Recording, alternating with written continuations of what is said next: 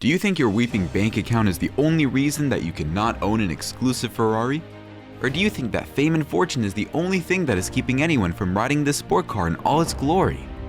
Well, that is not the entire case, because you may have the riches of half the world, yet still cannot own a Ferrari, just like one of the richest athletes, Floyd "Money" Mayweather.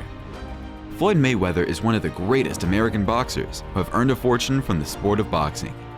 His net worth is estimated to be more than a whopping $450 million. So, money is certainly not the actual reason for him being unable to own a Ferrari. Then what is it? Is there a serious feud between the boxer and Ferrari? Or is it simply a marketing gimmick? Stay tuned, because we are going to give you all the juicy details. Apparently, the boxer has been blacklisted by Ferrari due to deviation in ownership rule. And this is not the first incident. In fact, the Italian luxurious sports car company has a rulebook that vets anyone who tries to buy their car. And anyone deviating from the standard rules set by the company gets blacklisted or simply banned from owning a Ferrari. Many of us may find it weird and even notorious, but this technique has worked brilliantly in favor of Ferrari, giving it an edge over its contemporaries by creating an exclusive customer base. Ferraris are like the Prince Charming in the kingdom of sports cars, and before diving into the details, we need to understand the very legacy of this epic sports car company. So, Ferrari is a luxury sports car manufacturer company based in Maranello, Italy. It was founded by a race enthusiast, Enzo Ferrari, in 1939. The company produced its first bag car in 1947, and from then there was no looking back, not only for the larger-than-life cars that the company designs, but also for their active participation and winning spree in Formula One race. The company has garnered much attention throughout the globe. Ferraris are among the most desirable cars that act as a classic billboard for one's status and power. It is a mark of pride and symbolizes speed and luxury. Ferrari is not only a far-fetched dream for broke people like you and me, but also a dream car for even a ton of celebrities. But the world is never easy, and so is having a Ferrari to your name. According to the company, each of the cars is a work of art, and only those who truly value this prized possession are only eligible to own one. And to ensure that the ideas of the company are followed even after the sale of the cars, Ferrari has laid a set of rules that are needed to be followed by the buyers, even after they have the cars registered in their name. The rules set by the company are very strict, and at the same time, believed to maintain the reputation and brand value attached to their cars. The car company most likely prefers customers of over age 40 to own their cars. They strictly prohibit any modifications, especially in the logo of their car. Painting the car pink is a big no-no as far as Ferrari is concerned. According to previous CEO Herbert Alperoth, the company will never manufacture a car in the color pink. "It just doesn't fit into our whole ethos, to be honest," said Alperoth. "It's a brand rule, no pink." The company also runs through a background check on its customers before allowing them to own their cars, especially the special edition ones, so as to make sure that the cars are well taken care of even after sale. For some cars, the company even maintains a buyback contract, stating that they can buy back the car within 18 months of sale. They've even banned their own employees from purchasing Ferraris as they do not want their customers to wait. Absolutely bizarre, isn't it?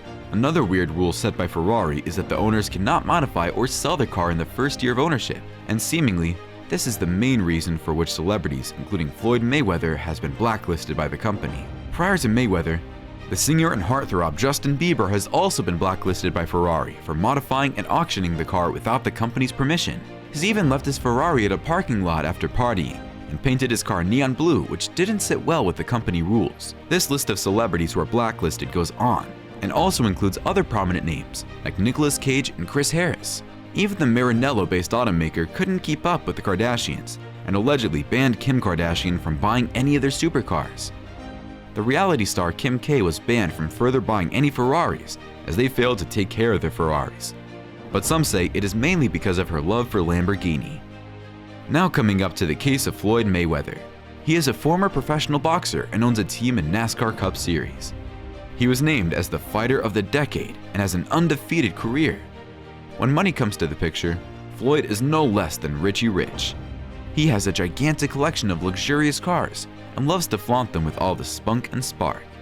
However, the same thing didn't sit well with the company, and when Mayweather sold his limited edition Ferrari Enzo within a few months of buying it, the company immediately blacklisted the celebrity, citing ownership rule deviation as the main reason.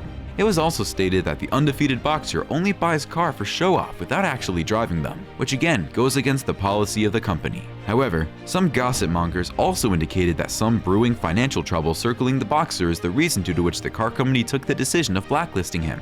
But considering the riches that the boxer has, this reason seems far from being true. Now, here comes the question.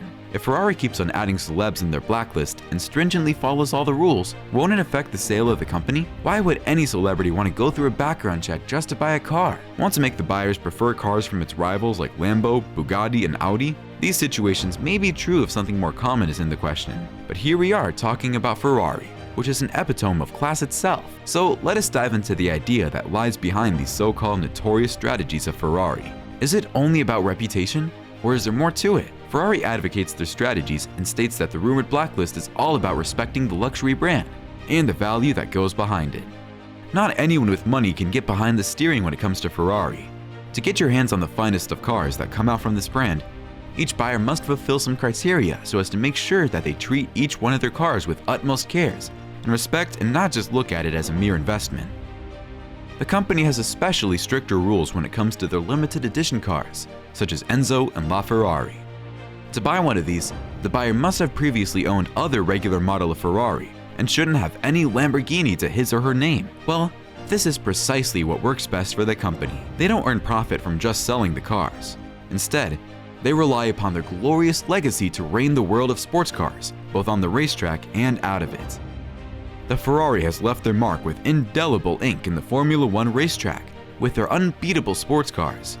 It's their unmatched craftsmanship and speed that makes everyone a fan of it, even if some don't say it loud. Now, setting such weird rules and ban list has its impact for both the buyer and the company itself. The awe-inspiring performance and larger-than-life looks of the car already make it the dream car of many. But when only a few get to enjoy having this luxury, the concept of exclusivity comes into play. While the buyer gets a sense of accomplishment and is sought as not only a person with heavy pockets, but also as a persona who values art and is worthy of keeping world's finest car to his name, the Italian car company builds a clientele base which is rare and exclusive and is able to always keep their cars in the spotlight anywhere they go. In other words, while the buyers feel that they are a notch higher when it comes to image, lifestyle, and stance than their rivals or contemporaries, if they have a Ferrari which is made in ridiculously limited numbers, the company itself has its car promoted without having anything to do, and builds a market that will never die down, even if they keep on increasing the amounts on the price tags. These strategies have worked so good that this less than 80-year-old company managed to climb to the top against various old players like Ford and Mercedes. Even when the world was battling with a pandemic and almost all of the industries have faced a setback, Ferrari raced ahead. The stock market was having jelly legs for the automobile sector, but the stocks of Ferrari were least affected and stood firm and high. With robust financial results, the automobile giant is striving forward in all its might and doesn't depend on the Formula One race results to ensure its foothold in the global sports car scenario. With this all-around success, the future of Ferrari seems to be absolutely promising. The company plans to enter the market of electric vehicles by launching EV and hybrid engines by the year 2026, along with carbon-neutral production facility by 2030. In addition to this, the company also has a vision of launching around 15 limited edition supercars. So, all of these indicates to one thing that these strategies may not sound fair at all times, but has worked immensely well in favor of company, reaping all kinds of benefits while justifying the saying, "You do not choose a Ferrari, Ferrari chooses you." But hey, every coin has two sides, and with all these glory, Ferrari has some grace to it. Do you want to know more about this supercar scandal? Let us know.